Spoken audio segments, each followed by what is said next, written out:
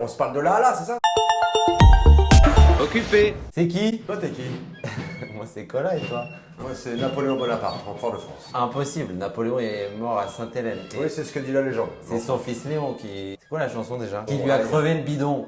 Et à son âme est parti beaucoup trop tôt. Bon attends, donc t'es le mec qui s'est auto-couronné à Notre-Dame. Tout à fait. En vrai, t'es qui? Vrai de vrai, Éric Delcourt. Comédien, metteur en scène et auteur d'une pièce qui s'appelle Napo à la Comédie Bastille. Ah voilà, Napo. C'était le petit surnom de Napoléon ou tu... Aujourd'hui, il n'y a plus vraiment de nom. Nasdas, machin, Adé Laurent. Ça aurait pu être Pona ou Léon Pona. Il va être énorme ton one man. J'ai une mission. Suite à une explosion à Waterloo, je suis revenu en 2026. C'est pas vrai. À un moment donné, quand on sait où on va, je pense qu'il faut savoir d'où l'on vient. Combien de personnes sur scène?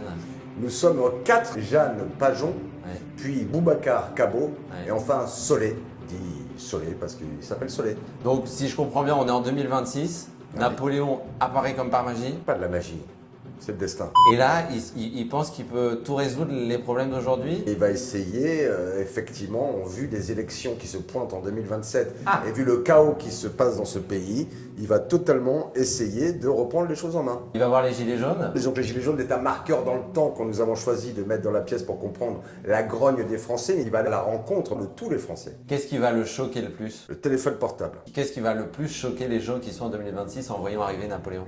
Eh ben, ils vont se dire que finalement, face à tous les guignols de l'époque qui ont un ego surdimensionné, peut-être que ce monsieur n'est pas le moins bon pour les représenter. Comment ça se bosse un personnage de Napoléon au théâtre? Je sais pas, on improvise comme ta chronique. Comment ça se prépare? J'ai regardé en fait beaucoup de choses sur Napoléon et j'ai trouvé qu'on n'avait jamais pris le prisme de la comédie. T'es toujours là? Ouais, je suis Bon. toujours là. Et en fait, je me suis dit, tiens, ce serait drôle de voir qu'est-ce qui ferait Napoléon aujourd'hui en 2026. Mais ma question c'était ça, c'est est-ce que tu as étudié le personnage ou est-ce que vraiment dans Non mais j'ai l'écriture... compris la question, ma réponse était celle-ci. Vraiment, il va falloir que tu te détendes. Je te rappelle que je suis l'empereur. En plus, je suis sur le trône. Quand on pense à Napoléon, on pense à la main sur le ventre. Tout à fait. Est-ce qu'il a d'autres mimiques? Alors pour moi, Napoléon était le premier influenceur. Le bicorne qu'il a changé de côté puisque les maréchaux d'Empire le portaient comme ça et lui le portait comme ceci. C'était l'un des rares, et le seul d'ailleurs. Sa main, voilà, qui est fait effectivement sur l'estomac, on ne sait toujours pas encore aujourd'hui si c'était un ulcère à l'estomac, si c'était pour le style, voire quelqu'un a dit qu'il avait un pouce atrophié, ce qui fait qu'il rentrait comme ça sa main pour qu'on pas qu'on voit son pouce. Vrai, faux? Tiens, je t'ai préparé un petit quiz, un histo quiz. T'es prêt? Ouais. Je l'ai vu le temps passé. Mais maintenant, vous ne le savez plus. Non. Austerlitz, c'était quelle année?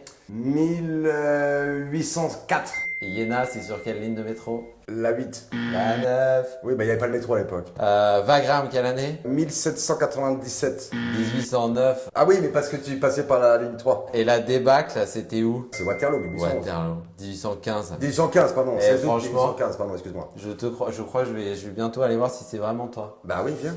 Donc l'Arc de Triomphe, c'est toi? Bien sûr. Mais c'est pas de nous piéger avec des trucs lamentables. La Tour Eiffel, c'est lui ou c'est pas lui? Mais oui, la Tour Eiffel, c'est lui avec sa grand-mère qui l'a monté brique par brique. Bah évidemment que non. Trois fées qui... Comment? Trois fées? La fée Morgane, la Ferrari et la fée... Trois fées qui font que Napoléon, c'était pas un mec si bien que ça. Il a remis l'esclavage au goût du jour, qui avait été Exactement. aboli. Et il a enjolé et embastillé tous les gens qui étaient ses opposants. Il a aussi fait régresser le statut des femmes. Comment tu t'es dit, je vais partir sur ce personnage-là, même s'il est encore admiré aujourd'hui et célébré? Alors il est en tout cas admiré, célébré, clivant, détesté. Il laisse pas indifférent en tout cas. Et en fait, tout vient de ma passion pour les visiteurs. Je me suis dit, quel est le personnage historique qu'on pourrait projeter dans le temps en 2026 aujourd'hui avec toute l'ampleur qu'il avait. Les visiteurs, on parle de personnages moyenâgeux qui étaient des comtes de province, mais qui n'étaient pas des gens qui régentaient la France.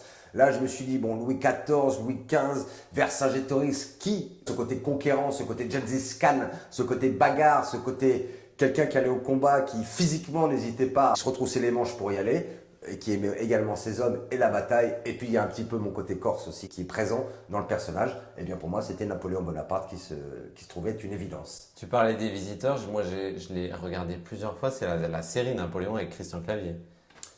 Oui, alors si tu as ri à cette série, Non, sache je l'ai- que c'était pas drôle, c'était José Dayan qui l'a fait. c'est pas... J'ai pas ri, mais je l'ai beaucoup aimé.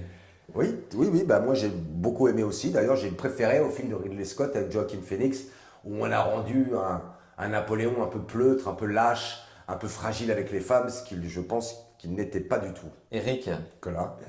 Comme on ne se connaît pas tellement et que je ne te vois pas, je vais essayer de te tirer les cartes. Tu vas me tirer quoi? Les cartes. On me voit, on me voit plus. On voit un peu, on me voit plus. Ok. Tire-en une autre, à côté. Et qu'est-ce que je fais de cette carte? Bah, tu la laisses retourner comme il faut, poser. Parle-moi bien, je te jure, parle-moi bien.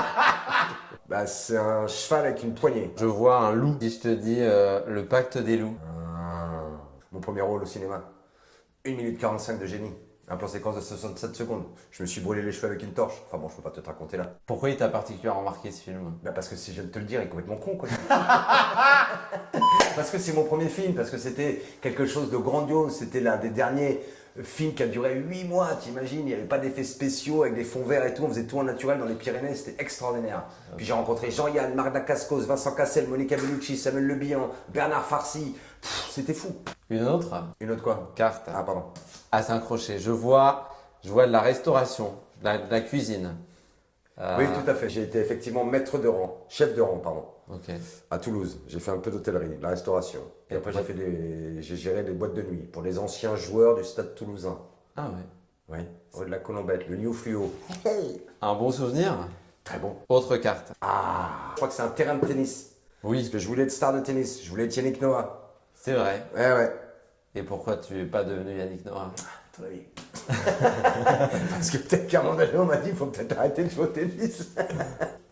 Bah, des haies. Alors, je sais pas si c'est Brigitte Lahaye, Jean-Luc Lahaye, je ne sais pas où Ok. tu vas en venir. Mais Une autre? Une autre carte? Ouais. C'est un Non, crochet. crochet, pardon.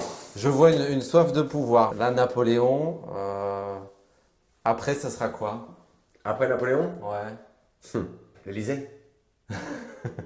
Et t'as encore un peu de temps. Bah, il reste un petit. Un an, hein, 11 mois. Très bien. Séquence Joby Joba. Comment? Si tu devais changer de métier aujourd'hui, tu ferais quoi si tu pouvais? Waouh, si je devrais changer de métier aujourd'hui, je pense que je serais dans le Bitcoin. Je serais en Thaïlande en train de te faire cracher de l'oseille. Je sais pas, je me pose pas la question. Peut-être avocat. Il aurait fallu faire des études pour ça. Comment tu vis le métier de comédien aujourd'hui en 2026? Plutôt pas mal. J'ai eu de ma passion au théâtre, c'est formidable. D'ailleurs, je pars tourner un film à partir de demain sur un sosie de Johnny Hallyday. C'est un petit peu une espèce de podium du genre. Chaque fois, c'est des propositions différentes, des choses formidables, des gens qui me rencontrent et qui ont envie de me donner des rôles. L'artistique aujourd'hui, c'est rêvé par beaucoup de jeunes gens. Quel conseil tu pourrais donner à un comédien, une comédienne qui se lance? Je suis pas sûr que ce soit l'artistique qui fasse rêver les jeunes gens. J'ai l'impression que c'est plutôt le succès rapide, les réseaux sociaux. Je sais pas s'il y a encore une prise de pouvoir artistique chez certaines. Enfin, moi, je bosse beaucoup avec toutes les générations confondues. Et la nouvelle génération, j'ai un peu l'impression que c'est un peu en déperdition. Le fait d'être comédien, ça fait plus trop rêver.